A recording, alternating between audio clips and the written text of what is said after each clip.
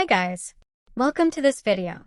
Today we are going to solve question 9 part C of the 047822 February-March 2024 past paper. The question is, a storage unit rental company wants to set up a new database table for the storage units that can be rented. The table is called storage units and needs to store these details. Size meters, size in square meters. Position first, second, or third floor. Hoist, whether there is a hoist available for the transfer of items. Price month, the price in dollars for a month's rental.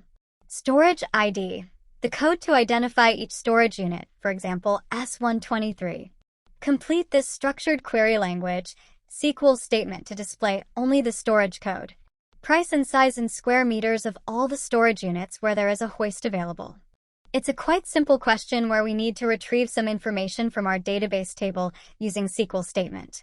SQL. The structured query language uses the select statement to retrieve data from database. It has mainly 3 parts, and each part is usually referred as clause. First part, the select clause, where we shall mention the list of columns which needs to be retrieved from database table, separated by a comma. For our question, these are storage code, price, size in square meters.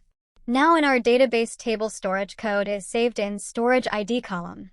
Price is stored in price month column, and size in square meters is stored in size meter column.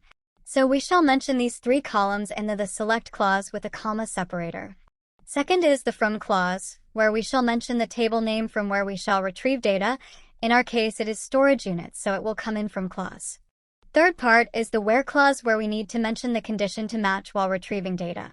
In our question, we need to retrieve data from rows where hoist is available. That means hoist is true, so same will come in the where clause.